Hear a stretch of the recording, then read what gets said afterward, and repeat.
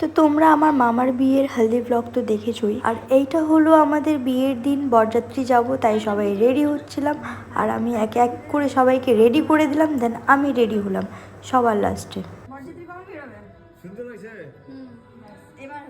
ও এখন বাজে ওয়েট দেখাচ্ছি, যাও যাও যাও যাও, এই যে এখন বাজে 10টা, আর এখনো পর্যন্ত আমাদের বরযাত্রী বের হয়নি। রেডি করে দিয়েছি, মা মাসি মাসির মেয়ে, এত লেট হয়ে গেছে আমি কিছু করতে পারিনি।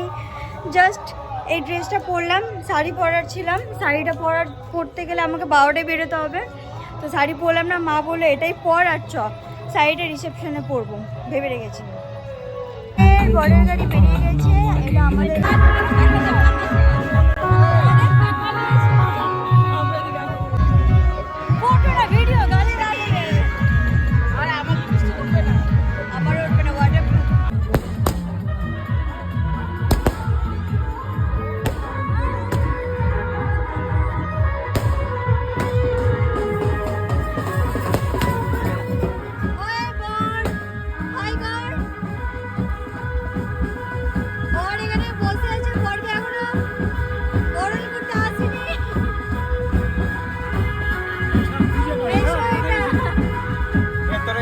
বলতে জল দিতে এক গ্লাস খাবে, বলবি যে হ্যাঁ